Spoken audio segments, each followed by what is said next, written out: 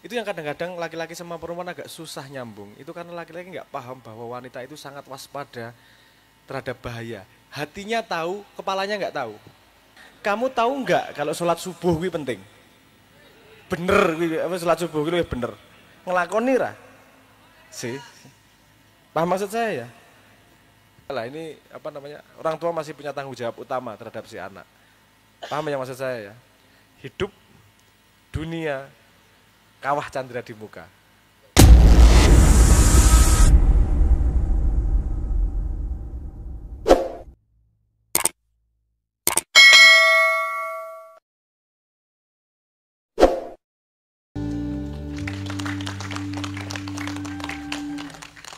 Coba kalau kamu nanti baca lirik, kamu bayangkan yang nyanyi itu siapa?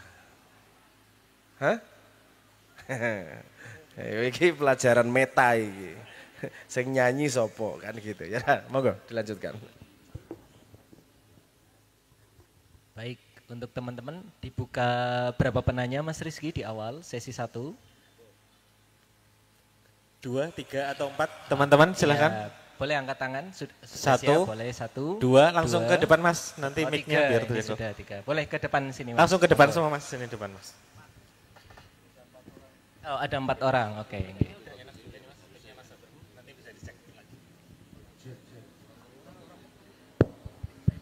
Yes.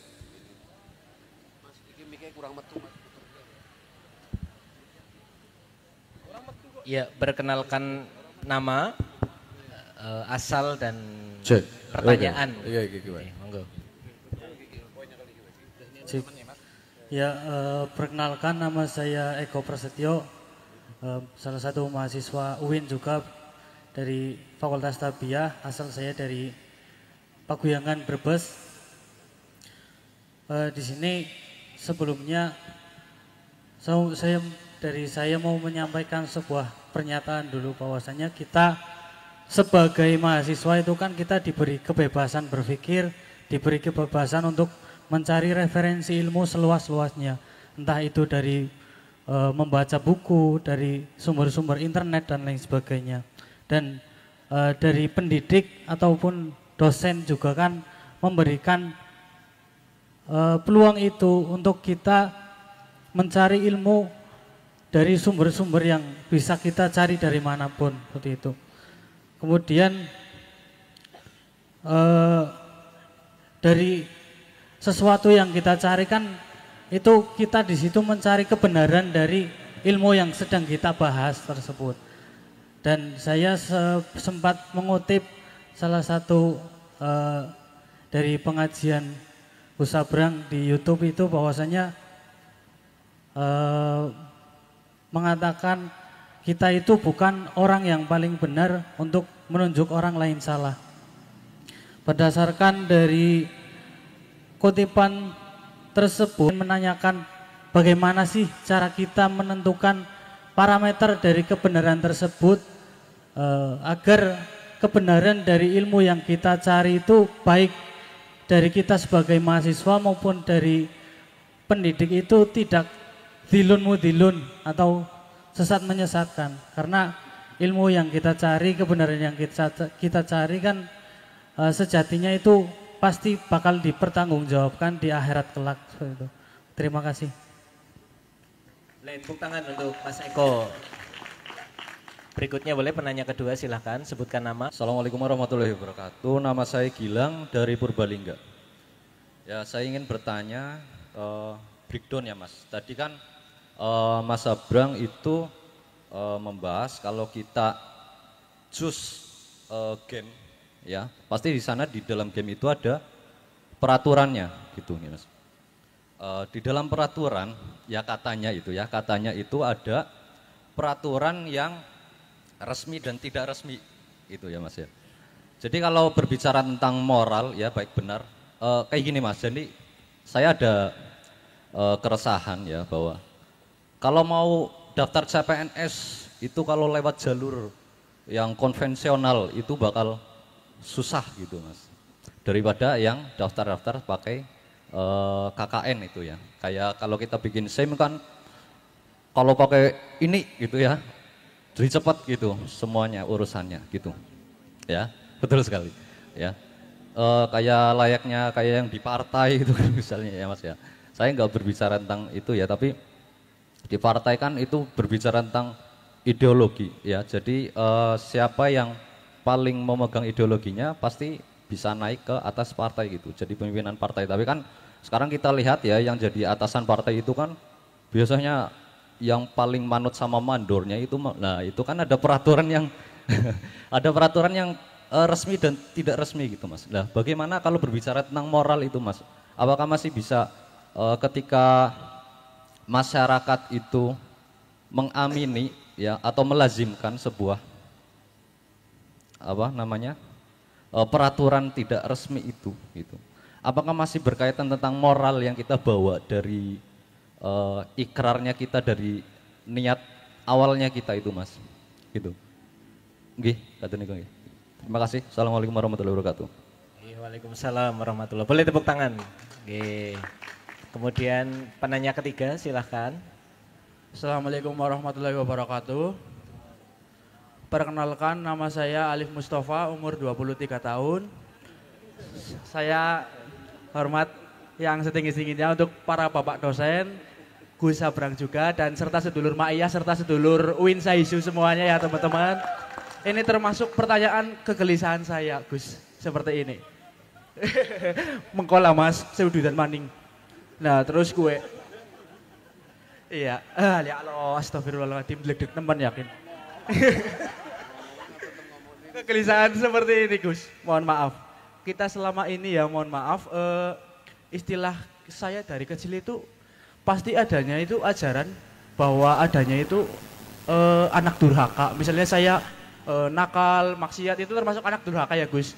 Apakah mohon maaf jika ada orang tua yang nantinya kurang kasih sayang dengan anaknya, apakah ada istilah orang tua durhaka? Terima kasih Gus. Alah, deg-deg nemen ya Allah. Baik, terima kasih. Mas Mustafa yang usianya 23 tahun, betul ya? Masih lajang. Masih lajang, Mas?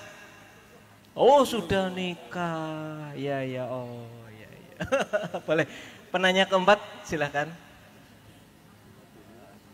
Selamat malam, saya Sahlan dari Purbalingga. Gini Mas, saya ini punya keresahan ya gini. Saya itu dulu punya keinginan mau masukin anak saya ke pondok. Ntar udah gede lah. Cuman berdasarkan pemberitaan-pemberitaan sekarang, pondok itu ya kayak gitulah. Pemberitaannya kayak gitu. Jadi saya itu rada takut lah buat masukin anak saya ke pondok. Jujur aja mungkin tinggal 10 atau 20% keinginan saya. Jujur aja ya namanya kita orang tua punya anak. Kita kepengen anaknya kita pinter tapi satu sisi kita takut. Ini realita yang mungkin gimana ya, bikin saya bingung lah Pak. Terus yang ini Mas. Yang Mas mic-nya dideketin Mas. Oh iya, nah. Yang kedua gini, ini kan ada istilah omongan itu adalah doa. Itu. Yang jadi saya bingung, di kita itu ada istilah merendah Mas. Ibaratnya gini, monggo Mas mampir ke gubuk saya, itu kan merendah ya Pak ya? Ya Mas ya, merendah jadi istilahnya itu, banyakan orang itu menganggap omongan itu adalah doa. Apa itu dipukul rata ke semuanya? Apa gimana? Saya jujur aja bingung, mungkin itu karena kebodohan saya, apa gimana? Gitu loh. Jujur saya nanya ini, iya jujur saya nanya, biar gimana ya, banyak orang yang beranggapan di mana kita lagi bercanda, kita lagi gimana ngobrol hal-hal yang gimana yang berbau merendah, jatuhnya omongan adalah doa loh. Nah itu tuh gimana gitu loh. Kita jadi kayak hilang feel buat bercanda, buat apa gitu macam. Mungkin itu dari saya, terima kasih. Boleh tepuk tangan. Buat Mas siapa ya tadi ya, Mas Inten? Oh Mas Sahlan, terima kasih Mas Sahlan. Cukup mat dulu ya Mas Rizky ya. Nanti dibuka termin kedua, ketiga, ke-17 oh ya. Teman-teman yang mau bertanya lagi langsung ke depan saja ya, nanti cepat jadi. Monggo Mas Gus. Perlu saya refresh Mas Abrang. Oke, yang pertama ini soal bagaimana kita mengetahui parameter kebenaran Mas Abrang dari Mas Eko tadi.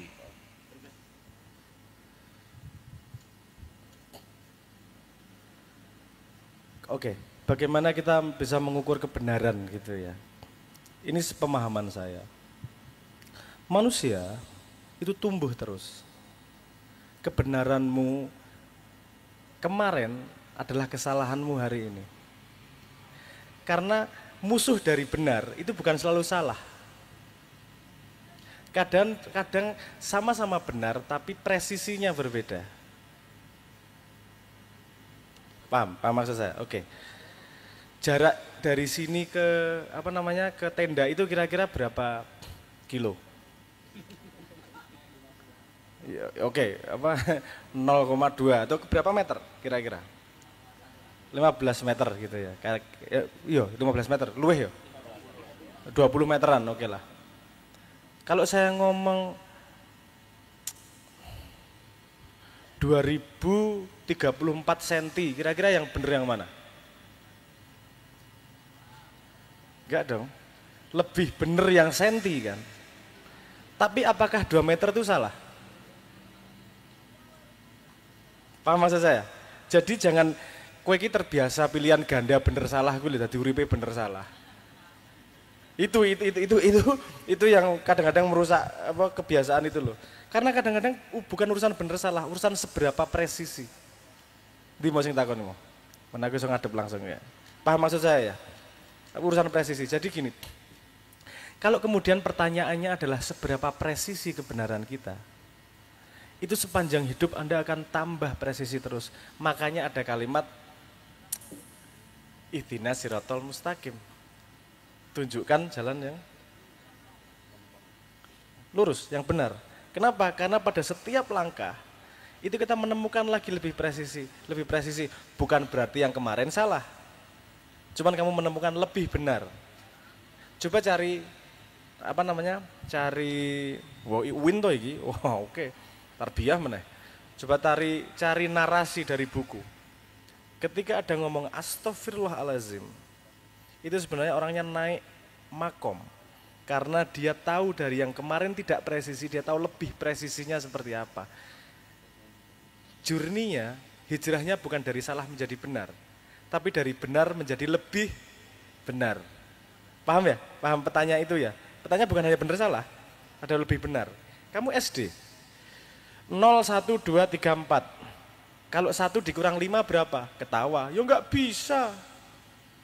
Untuk anak kelas 1 SD, itu benar atau enggak kalimat itu? Benar. Karena dia tidak paham ada angka negatif. Tapi ditanyain untuk anak SMA, ya salah. Paham maksud saya? Artinya benar salah, itu bukan pada peraturan tunggal. Benar salah itu balik pada pengetahuanmu, pemahamanmu. Paham maksud saya? Oke. Artinya gini, kamu hanya perlu bertanggung jawab terhadap pengetahuan yang kamu miliki, itu sudah kebenaran. Kamu taunya segini, ya tak lakoni. Yang lebih susah bukan mencari kebenaran kok. Yang lebih susah ngelakoni kebenaran yang kamu pahami.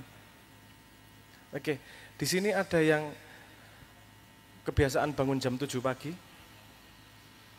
Ora, jam 8, jam 9. Jam 8, jam 9. Kamu tahu enggak kalau sholat subuh itu penting?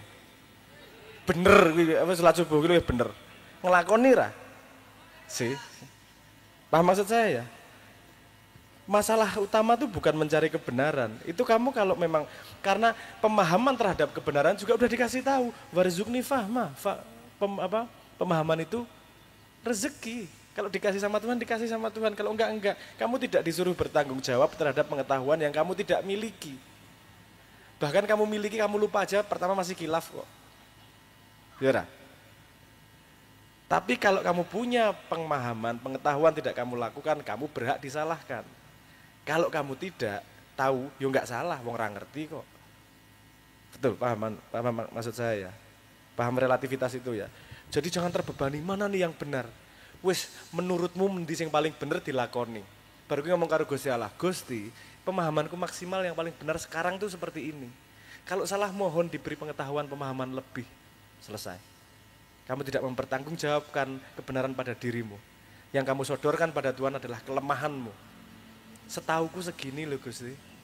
tak lakoni lo. Nek salah mohon dibenarkan.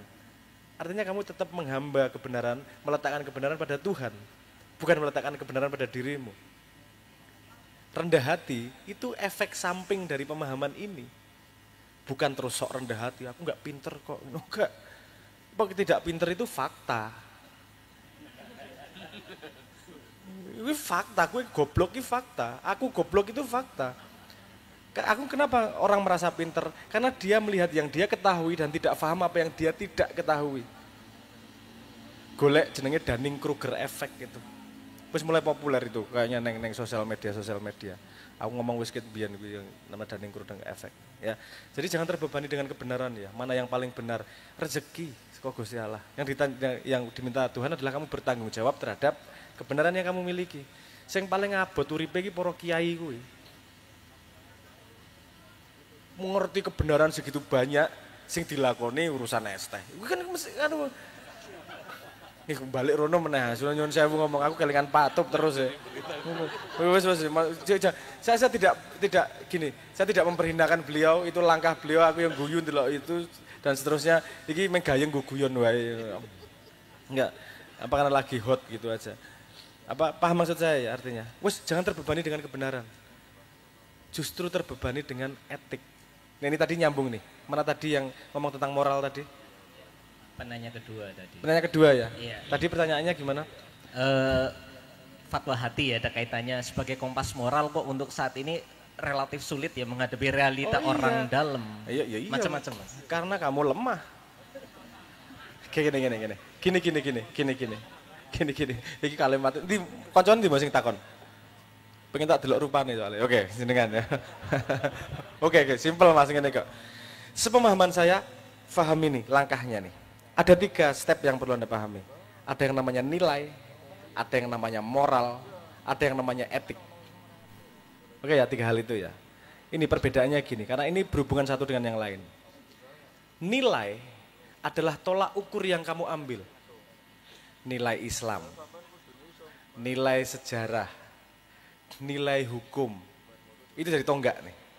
Oke, naik sedikit. Moral, kemampuan menggunakan nilai untuk membedakan mana yang benar, mana yang salah. Itu moral. Tanpa nilai, kamu nggak bisa punya moral. Artinya gini, semua orang punya nilai. Belum tentu dia sadari. Tapi semua orang punya nilai. Kalau bisa membedakan benar salah, itu pasti punya nilai di belakangnya. Karena tanpa nilai, ya bisa membedakan benar salah. Paham maksud saya ya? Oke, setelah nilai, moral, etik. Etik itu kalau kamu sudah bisa membedakan benar sama salah, mau melakukan atau tidak, itu etik. Letaknya di situ. Nah, sekarang Anda tahu bahwa nyogok itu salah, tapi susah kalau nyari cari SIM yang resmi. Kan susah nyari resmi. Artinya, capeknya badanmu itu lebih penting daripada etikmu. Iya kan? Males ya aku, kudu nunggu sedino. Loh, seberapa berat kamu menjaga etik? Seberapa seberapa fanatik kamu terhadap nilai? Kanjeng Nabi sampai hijrah. Kan jadi ya Allah rasalah, ruwet kudu hijrah, wis melu wae karo keadaan. Kan itu pilihan juga. Tapi tidak memilih itu karena lebih menjaga nilainya. Paham ya maksud saya? Karena kita secara komunal ini sudah lemah, jangan ojo disalah ke kita juga. Karena secara sejarah manusia Indonesia itu manusia yang paling dimanja di dunia. Di dunia barat itu ada 4 musim. Musim dingin nggak siap-siap mati. Di Indonesia, kowe nandur ruyuh dadi kentang wis. Saking gampangnya urip gitu. Sehingga dimanjakan, sehingga untuk kesusahan itu agak berat. Sehingga mencari jalan tercepat walaupun melanggar etik dan moral yang dia pegang. Paham maksud saya pertanyaan ya? Paham ya? Gimana kita bisa merubah itu? Kalau kita semua setuju dah. Gimana caranya setuju? Ini kemudian masalah teknis. Orang-orang itu semua mau melakukan hal yang tidak etik kalau tidak kelihatan kok. Sekali ke permukaan viral dikit, wow jadi nabi semua kemudian. Tak naikin haji, tak kasih modal, minta maaf, naik ke permukaan. Kalau enggak, ya enggak. Sih, ada gunanya sosial media juga untuk mengubah permukaan. Jadi kenapa saya di pemerintahan ini dorong nih? Pada semua pemerintahan saya punya pandangan yang netral. Kamu bisa baik punya buruk. Dan saya punya kriteria nih. Kriteria yang paling sederhana adalah kalau kamu berani transparan berarti kamu lebih baik daripada yang kemarin. Karena yang berani transparan adalah orang-orang yang jujur. Orang-orang yang tidak ada yang disembunyikan. Kalau tidak berani transparan berarti ono sing didelikke. Wis sesimpel kuwi aku. Ayo dibuka, open kabeh. Opo angeli sih semua menteri sama semua pejabat gawe laporan ning rakyat setiap hari? Susah bikin gini, tak kenal ke karo AI. Simple kok. Gue tinggal laporan ro AI. Aku ngene. Engko mlaku meneh ning dalan, ya lagi mumet dasku. Ning dalan lagi meeting karo si A. Si A iki kan kurang ajar kayak kok. Wis ngene dan seterusnya. Setelah itu sore-sore tolong buatkan laporan yang baik untuk masyarakat berdasarkan data yang saya kumpulkan hari ini. Jreng, tadi laporan sing apik. Share. Sangat mudah, kalau tidak mau artinya itu urusan niat. Bukan urusan sulit. Saya pernah menggunakan AI untuk itu khusus. Bukan untuk laporan, tapi gara-gara pesawat saya di delay 4 jam. Saya mau refund 100%. Saya acara keliwatan, terus saya ngomong sama AI. Pokoknya saya akan nulis yang pengen saya tulis. Kamu nulis apa yang seharusnya ditulis. Karena hasilnya akan saya kirim ke penerbangan. Oke, dek ngomong ngono. Wis tak tulis to, jan penerbangan asu bajingan kabeh metu kewan-kewan dari kebun binatang tak sebutke kae. Mangkel banget aku ngerti ngono tak obong omahmu aja terusnya lah sak cangkem-cangkemku lah. Tapi kemudian ditulis ulang sama AI, rapi apik kae lho. Ra ono kata-kata kasar sedikit pun. Tak kirim, jreng. Enggak sampai 2 jam refund 100%. Karena kalimatku sopan. Ya ora jane, ono AI lho. Ono rewang siji iki ngopo ora dienggo to iki rewange iki.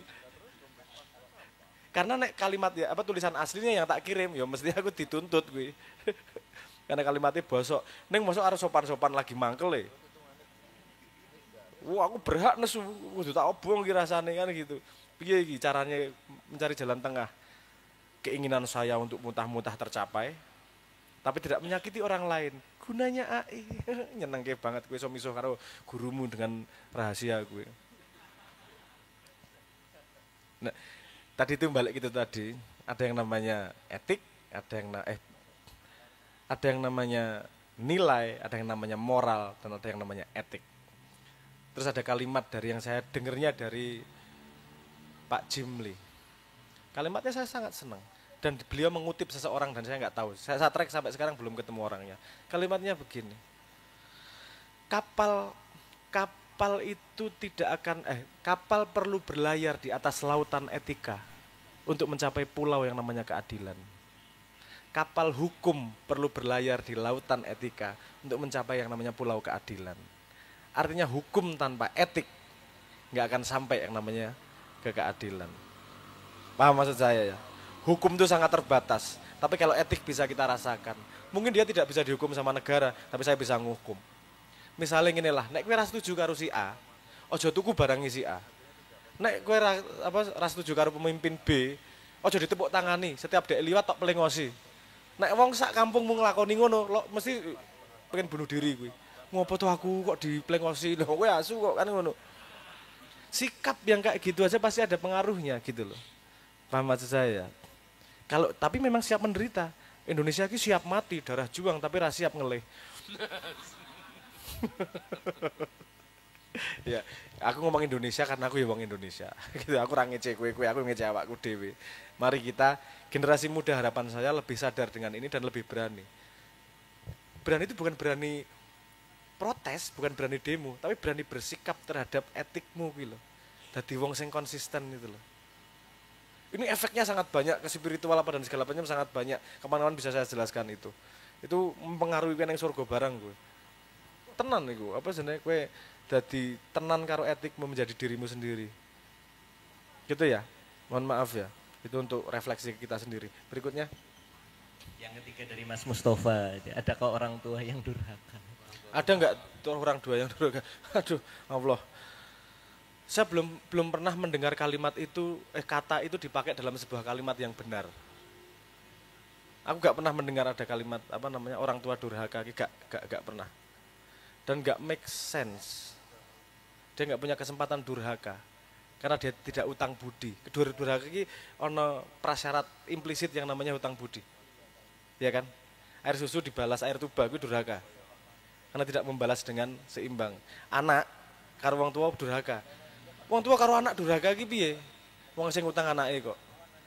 Ya bahwa bejat dan seterusnya orang ideal jadi orang tua mungkin ada, tapi kalimat durhaka saya tidak pernah mendengar itu dipakai gitu. Gitu nggih. Paham maksud saya? Iki mengarah klasifikasi to kowe. Klasifikasi apakah orang tua ini durhaka atau tidak ngono to, ora penting Mas. Jajal wae Pak, kowe kok bapak tadi durhaka to. Delok kalimat itu bercanda. Ngetes wae apa piye, aku ora paham maksudmu, tapi intinya saya tidak pernah mendengar itu, enggak make sense, enggak masuk akal. Orang tua durhaka pada anaknya. Gitu ya. Next. Baik, yang keempat dari Mas Sahlan. Yang pertama kecemasan ini memasukkan anak ke pondok, yang kedua kebiasaan kebanyakan orang Indonesia.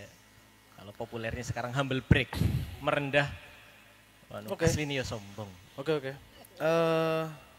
Pertama, kamu khawatir memasukkan anak ke institusi sekolah karena kita semua tidak punya konsep yang jelas terhadap sekolahan. Ada perbedaan tanggung jawab terhadap pendidikan anak. Sekolah itu tanggung jawabnya mengajarkan ilmu. Gini. Urutannya nih ya. Ada 3 lapis pendidikan. Pertama, pendidikan oleh orang tua. Orang tua itu ngajari si anak sebelum masuk sekolah, itu pendidikan untuk hidup. Sopan, mendengarkan, belajar diam, kapan harus ngomong, gimana cara ngomongnya. Yang dipakai sehari-hari, menjadi manusia itu diajarkan oleh orang tua. Kalau itu tidak tercapai, nang sekolahan orang akan tambah apik.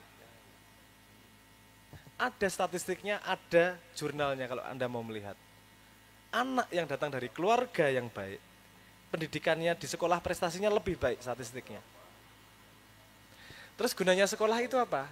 Sekolah itu untuk mengajarkan ilmu yang sudah dikodifikasi. Paham maksud saya ya? Mengajarkan ilmu yang sudah dikodifikasi. Ilmu nenek moyang kita dibikin model, dibikin buku, diajarkan lewat sekolah. Kemudian ada lapis ketiga, di komunitas, gini nih belajar. Itu belajar ilmu yang tidak dikodifikasi. Yang belum lagi dimasak. Ini kalau dimasak, matang, dikodifikasi, nanti akan masuk ke pelajaran sekolah. Kan gitu. Jadi ada bedanya. Jadi kalau Anda sudah menyiapkan anak pada level pertama, sudah matang, dia mau masuk sekolah manapun aman. Karena dia sudah punya kompas menjadi manusia. Sudah punya tolak ukur menjadi manusia. Aku ora khawatir karo anakku masuk manapun, karena dia paham sikapnya seperti apa. Tiba-tiba laporan, Pak Panda, saya tadi nendang orang, boleh enggak? Kamu tendang apanya? Tak tendang kakinya. Kenapa? Karena dia gangguin gini. Boleh, sip. Bukan urusan nendangnya, urusan sebabnya. Jadi dia bisa mempertahankan diri walaupun kita tidak ada. Kalau sudah kita siapkan itu, mana pantas, mana tidak, mana berbuat gimana, dia mau di mana aja akan hidup, akan matang. Jadi nggak perlu khawatir, mau di pesantren, mau dimanapun, kalau anakmu matang sebagai manusia, nih udah kamu modalin anaknya, nggak masalah ke pesantren maupun kemanapun. Gitu ya, jadi gue tetap wong tua nih, gue sing modali awalnya. Oke, jadi jangan menganggap bahwa sekolah ini ngajari anakmu kabeh, tok pikir outsourcing. Gue sing penak, ciae sing kon ngajari anake sekolah kan ngono. Ya enggak lah, ini orang tua masih punya tanggung jawab utama terhadap si anak. Paham ya maksud saya ya? Hidup dunia kawah candra di muka. Belajar dia hidup menjalani. Dunia dia belajar dari nenek moyang sebelumnya. Kawah candra di muka. Gimana dia menggunakan ilmunya dalam masyarakat dan membentuk ilmu baru. Pemahaman baru, laku baru, mengubah dunia. Gitu ya. Oke, yang kedua tadi apa? humble break. Oh, mampir gubukku njuk apa jenenge? Apa? Itu menurut aduh piye ya, iku ya itu tidak perlu dibahas secara intelektual. Maksudnya apa gini-gini. Kata-katamu adalah doamu. Jangan lupa kata-kata itu hanyalah representasi dari ide, dari makna. Ketika kamu ngomong rumahku adalah gubuk, kan ada maksud yang berbeda. Saya memposisikan diri untuk membuat aku humble. Maknanya itu loh. Bukan ngomong rumahku bener-bener gubuk, enggak gitu loh. Karena Gusti Allah ki yo ngerti sastra tenang ae. Mosok Gusti Allah njuk literal ngono kuwi. Pak Gusti Allah yo paham lah, paham hatimu seperti apa. Wah, berarti tenang angel banget kuwi. Sumumbukmun ngono piye ndongake wong kabeh wong wuta ngono misale. Enggak juga. Bahasa yo piye yo, bahasa hati, bahasa ruh itu dipahami juga oleh Tuhan. Jangan menganggap Tuhan bodoh lah.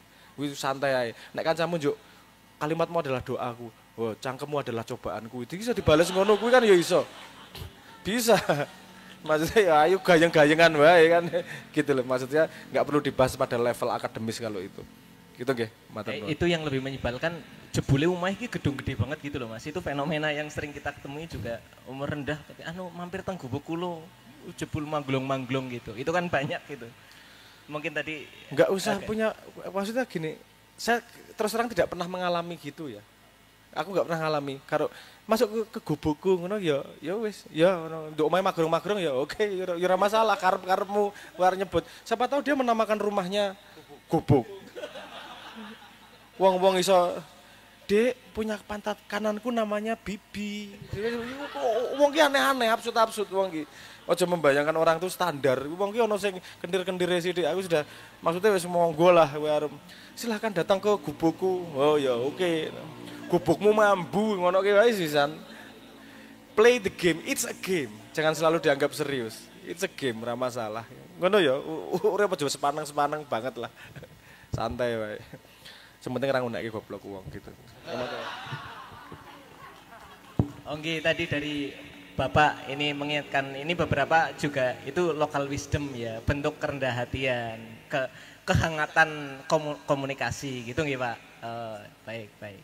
Nah sing yang itu yang tadi bahwa pernyataan itu jane kerasa ini temenanan suci apa lagi nyombong itu kita nangkep ya Mas Abrang ya gitu. Baik Mas Rizky ada yang mau direspon dulu dari jawaban? Saya persilakan dari Prof Fauzi atau Bapak dosen menambahkan atau Mas Bangkit. Monggo langsung aja. Baik, teman-teman Mahalingga nanti buat menghangatkan nanti ya Mas Rizky ya, betul. Biar persiapan dulu. Mas Rizky barangkali ada yang mau direspon. Teman-teman Mahalingga 2-3 nomor monggo dipersilakan sambil teman-teman yang akan mengambil pertanyaan untuk session yang kedua untuk ke depan mungkin 3-4 penanya lagi ya Mas Gus ya. Jadi teman-teman Mas Abrang tadi mengulang beberapa kali tentang suci ya. Makna sempitnya kalau suci itu apa kalau batal terus bersuci wudu. Padahal kalau di konteks saat ini di ilmu psikologi terapan suci itu kita lebih mudah memahami sebagai kebalikan dari manipulatif, betul ya. Ketika kita bertanya tujuannya untuk ngetes itu jangan-jangan berangkat dari hati yang manipulatif. Nah itu yang harus kita sadari tuh, kita suci apa manipulatif nih, gitu kan. Itu nanti hubungannya dengan mental health dan sebagainya yang sekarang masih tren dari pandemi sampai hari ini. Ini teman-teman ngelihat itu enggak sih? Apa debat presiden enggak sih?